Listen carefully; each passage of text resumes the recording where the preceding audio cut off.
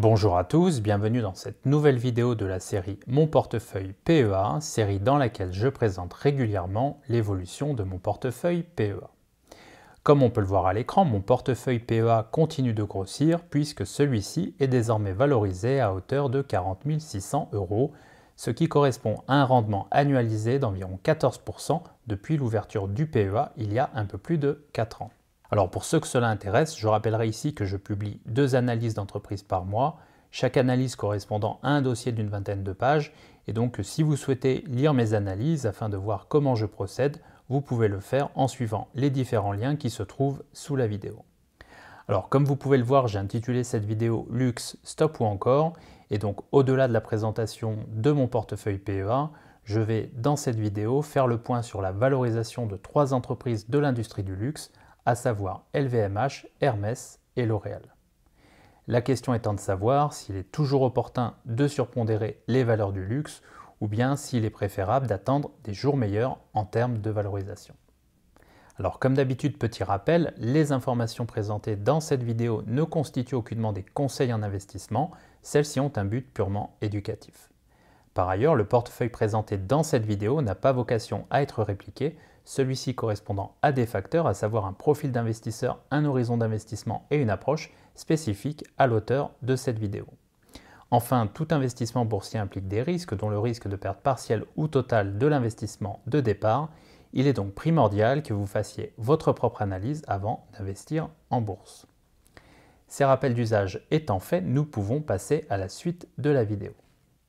Alors en guise de rappel, j'ai ouvert mon PEA en janvier 2019 et je procède à des apports mensuels d'environ 585 € par mois en moyenne. À ce jour, mon portefeuille PEA affiche une plus-value latente de 33,3%, ce qui correspond à un rendement annualisé de 14% par an en moyenne sur une période légèrement supérieure à 4 ans. Alors comme on peut le voir à l'écran, le montant total de mes investissements, c'est-à-dire le montant total de mes apports, est de 30 460 € à comparer à une valeur de marché du PEA de 40 600 € au moment où je tourne cette vidéo. Autrement dit, mon portefeuille PEA a généré pour le moment une plus-value latente légèrement supérieure à 10 000 €, ce qui correspond à une plus-value latente en pourcentage de 33,3%. Alors je vous rappellerai ici que sur un PEA, on peut déposer jusqu'à 150 000 €, c'est-à-dire 150 000 € d'apport. On voit que dans mon cas, je peux encore déposer 119 540 €.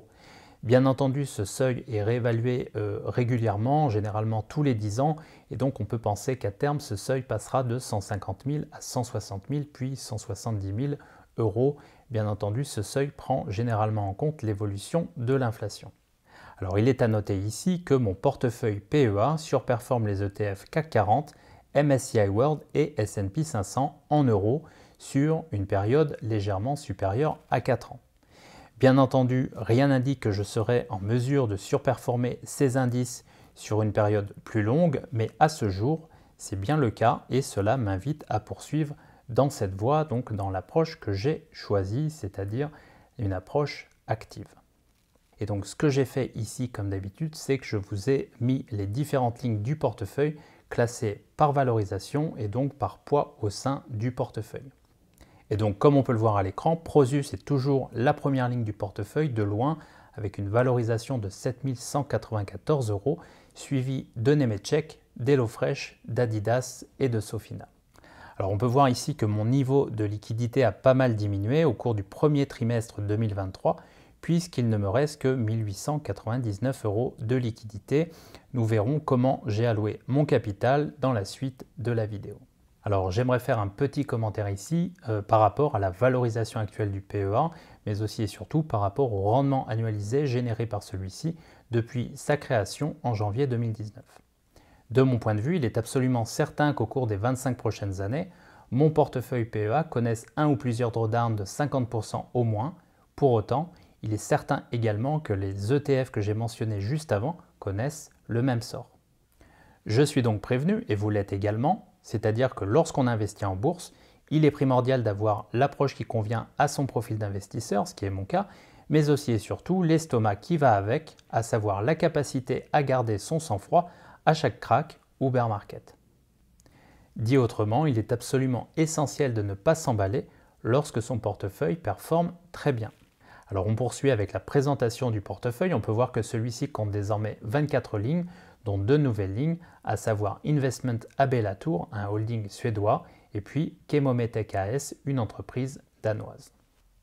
Ce qu'on peut voir ici, c'est que les liquidités ont bien fondu, c'est-à-dire que j'ai utilisé mes liquidités pour renforcer certaines lignes au sein du portefeuille. On va regarder ça juste après.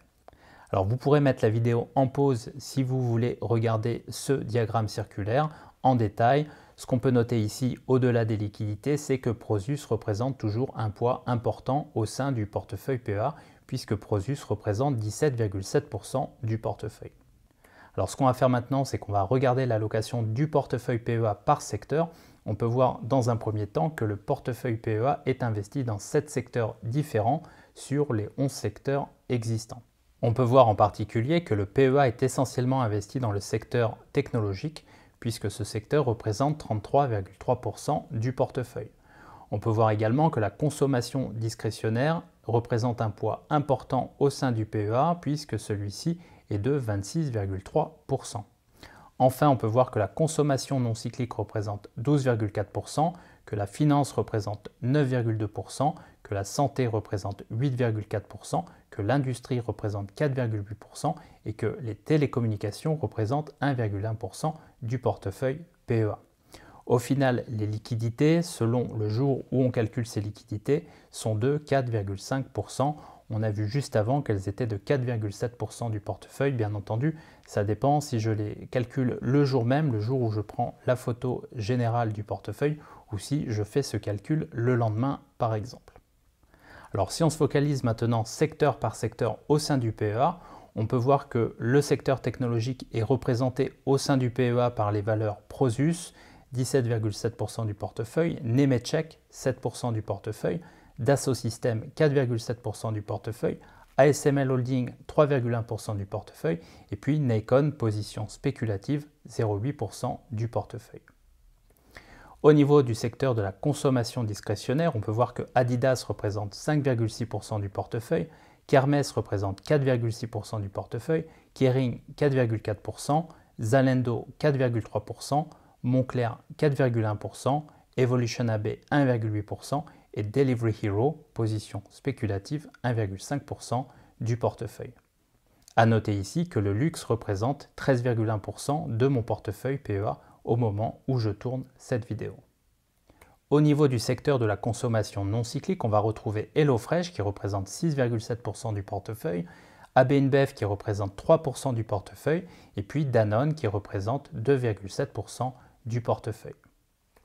Au niveau de la finance, on va retrouver Sofina qui représente 5,6% du portefeuille et puis Adyen qui représente 3,6% du portefeuille.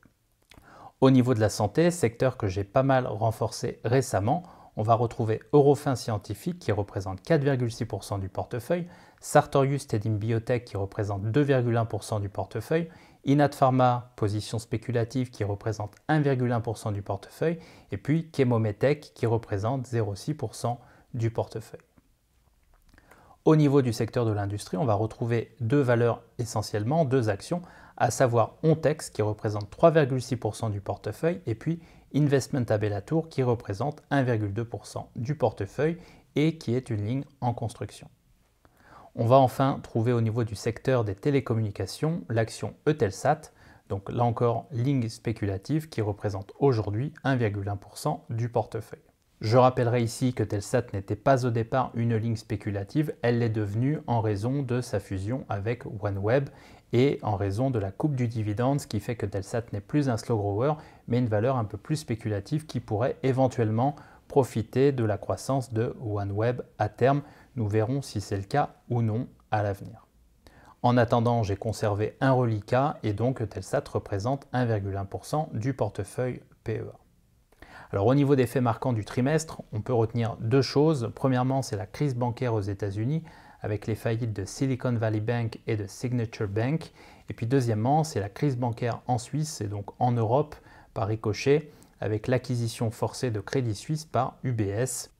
Alors au niveau des mouvements trimestriels, je sais que c'est une partie qui intéresse beaucoup mes abonnés. on peut voir que j'ai procédé à 2 achats, à savoir Investment AB Latour, un holding suédois spécialisé dans les valeurs industrielles. On voit que j'ai acheté 25 actions de ce holding suédois. Et puis ChemoMetec, entreprise danoise spécialisée dans la santé. On voit que j'ai acheté 5 actions de cette entreprise. Au niveau des renforcements, on peut voir que j'ai complété mes lignes Eurofins Scientifique, j'ai ajouté 20 actions. Sartorius Stedim, j'ai ajouté 2 actions. Inat Pharma, j'ai ajouté 40 actions. Sofina, j'ai ajouté 2 actions. Delivery Hero, donc ligne spéculative, j'ai ajouté 12 actions. HelloFresh, j'ai ajouté 50 actions. Nemetschek, j'ai ajouté 5 actions. Et puis Dassault Systèmes, j'ai ajouté 8 actions. Au niveau des ventes, eh bien, c'est très simple. Je n'ai procédé à aucune vente au cours du trimestre. Par contre, j'ai allégé certaines lignes, et notamment Prosus. Donc j'ai vendu 20 actions à un prix moyen de 75,72 €. J'ai allégé également ma ligne Adidas de 2 actions à un prix de 145,50 €. J'ai allégé ma ligne Zalando de 10 actions à un prix de 41,58 €. Et puis j'ai allégé ASML Holding de 1 action à un prix de 591 €. Alors ce qu'on peut faire très rapidement, c'est récapituler tous ces mouvements. Donc j'ai vendu 20 actions de Prosus, c'est-à-dire que j'ai allégé sur un niveau qui me paraissait relativement élevé. Et donc, je vais conserver un reliquat d'une centaine d'actions. On voit que pour le moment, j'ai 100 actions Prosus. J'ai allégé également ma ligne Adidas de 2 actions. J'ai allégé ma ligne Zalando de 10 actions. Et j'ai allégé ma ligne ASML Holding de 1 action. Au niveau des achats ou des renforcements, j'ai renforcé Nemetschek de 5 actions. J'ai renforcé HelloFresh de 50 actions. J'ai renforcé Sofina de 2 actions. J'ai renforcé Dassault Systèmes de 8 actions, j'ai renforcé Eurofins Scientifique de 20 actions. Alors là, j'ai profité vraiment du trou d'air qui s'est produit sur le titre, puisque celui-ci est venu chercher 56 € et des poussières. J'en ai profité pour renforcer fortement ma ligne. J'ai profité également du trou d'air sur Sartorius Stedim Biotech, trou d'air qui n'est peut-être pas terminé. J'ai également renforcé Delivery Hero, donc 12 actions. On est plutôt ici sur une ligne spéculative. J'ai également acheté 25 actions du holding Latour Investment, donc Investment AB Latour si on prend son nom complet. Et puis j'ai augmenté également Inat Pharma de 40 actions et ChemoMetec, j'ai construit une ligne de 5 actions pour le moment. Alors pour ChemoMetec, attention, c'est un couteau qui tombe, donc il faut rester très méfiant dans sa construction sur ce genre de titre donc, qui est en forte baisse et donc avec un graphique qui n'est pas très enthousiasmant. Pour autant, j'ai envie de commencer à construire une ligne de mon côté. Alors ce qu'on va faire maintenant, c'est qu'on va prendre quelques minutes pour se focaliser sur l'industrie du luxe. Et donc j'ai intitulé cette vidéo Luxe, Stop ou encore. Pourquoi? Parce que le luxe a tendance à surperformer le reste du marché encore et encore. Et donc la question qu'on va se poser, c'est de savoir si les valorisations ne sont pas en train de devenir trop élevées aujourd'hui. Alors je vous ai mis ici un graphique reprenant l'évolution des cours de bourse de 3 actions de l'industrie du luxe. Alors industrie du luxe au sens large puisque j'ai inclus L'Oréal ici. Donc on va retrouver Hermès, LVMH et L'Oréal. Et donc on a la performance ou plutôt le rendement de ces 3 actions au cours des 5 dernières années. On peut voir qu'Hermès est en hausse de 265% sur 5 ans, qu'LVMH est en hausse de 194% sur 5 ans et que L'Oréal est en hausse de 114% sur 5 ans. Cette performance ou ce rendement ne tient pas compte du versement des dividendes. Alors pourquoi je m'intéresse au luxe? Tout simplement parce que j'ai 13% de valeur de l'industrie du luxe en portefeuille. Et puis deuxièmement, parce que le luxe représente un poids très important au sein du CAC 40, indice qui a tendance à surperformer l'ensemble des indices mondiaux. Et donc la question qu'on peut se poser, c'est est-ce que le CAC 40 est au début d'une expansion beaucoup plus importante grâce au secteur du luxe, ou bien est-ce que le CAC 40 est sur le point de faire un double top avec un luxe qui pourrait bien entendu être moins attrayant au cours des prochains trimestres et éventuellement voir sa valorisation décliner au cours des prochains trimestres. En effet, comme on peut le voir ici, les valeurs du luxe ont tendance à tirer le CAC 40 vers le haut, que ce soit LVMH, L'Oréal, Hermès ou dans une moindre mesure Kering. Alors au niveau des multiples de valorisation, on va commencer avec le PER de LVMH. On voit que celui-ci est de 30 à comparer à un point bas historique du PER donc au cours des 10 dernières années de 11,8. donc un PER beaucoup plus faible à cette époque, on peut penser ici que la valorisation de LVMH est relativement élevée sur base du PER. Au niveau du PEG ratio, on peut voir que celui-ci est de 1,48 à comparer à un PEG ratio beaucoup plus faible en 2014 par exemple, puisque celui-ci était de 0,71. Là encore, on peut penser qu'il existe une marge de correction sur le titre LVMH. Au niveau du price to book ratio, c'est la même chose, on est sur un price to book ratio de 7,67 à comparer à un price to book ratio compris entre 2 et 3 entre 2012 et 2014. Enfin, au niveau du price to sales ratio, c'est la même chose, on est sur un price to sales ratio de 5,36 à comparer à un price to sales ratio compris entre 2 et 3 entre 2012 et 2017. Au final, le niveau de valorisation de LVMH paraît relativement élevé au regard du niveau de valorisation historique, à savoir au cours des 10 dernières années. Alors lorsqu'on regarde l'évolution du cours de bourse de LVMH au regard de l'évolution du résultat opérationnel, donc Operating Earnings en anglais, on peut voir que le titre LVMH est là encore très cher payé en ce moment dans le marché. Alors je fais la même chose avec Hermès, on peut voir que le PER est de 59,49, donc un PER premièrement extrêmement élevé en valeur absolue, c'est assez courant avec Hermès. Puis deuxièmement, un PER très élevé par rapport au PER historique de 2012 ou 2013 par exemple. Des PER qui étaient plutôt aux alentours de 30-35 et non pas aux alentours de 60. Alors un point important ici, c'est que l'expansion de ces multiples de valorisation aurait pu être causée par la baisse des taux sur le marché obligataire. Cependant, on l'a vu depuis près d'un an, les taux sont repartis de l'avant et on est désormais sur des taux qui sont au niveau des taux de 2008.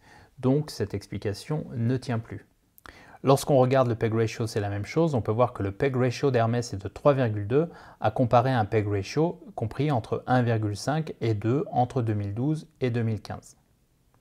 Au niveau du price to book ratio, c'est la même chose. On est sur un price to book ratio de 16 à comparer à un price to book ratio de 8,9. Autrement dit, le price to book ratio d'Hermès aujourd'hui est 2 fois plus élevé que le price to book ratio d'Hermès en 2015-2016.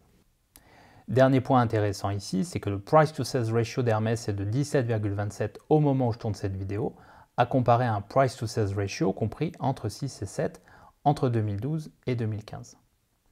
Autrement dit, là encore, le titre Hermès apparaît comme trop bien valorisé par le marché au moment où je tourne cette vidéo.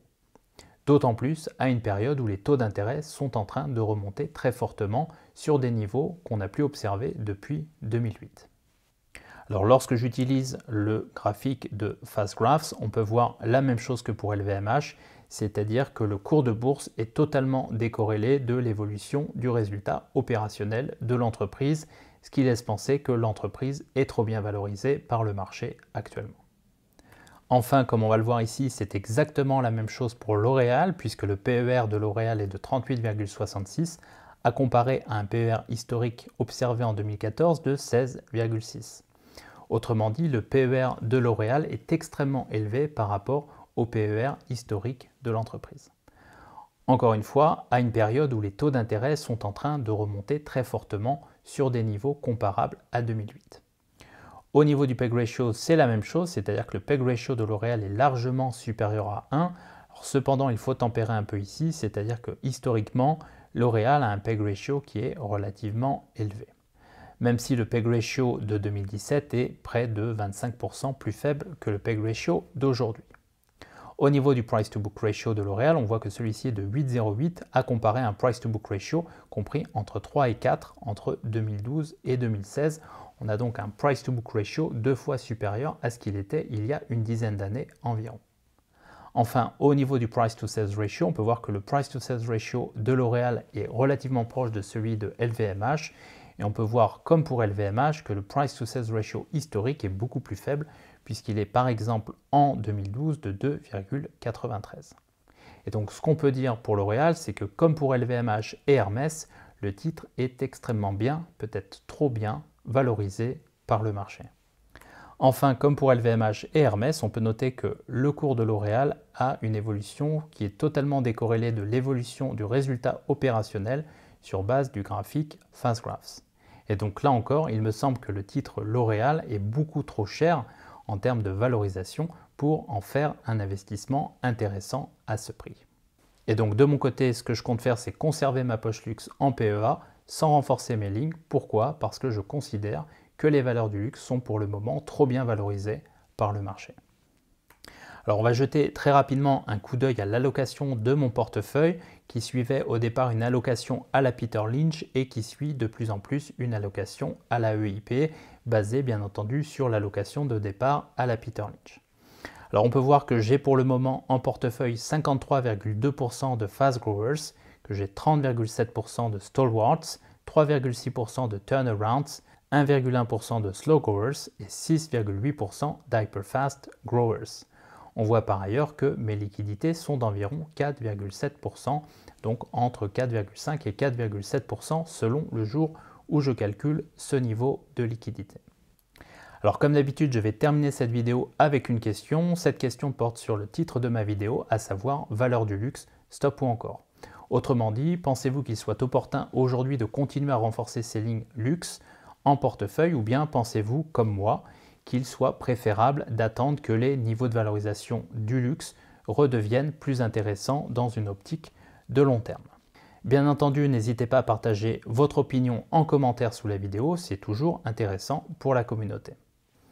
Voilà, c'est tout pour cette vidéo, j'espère que celle-ci vous a plu ou qu'elle vous sera utile.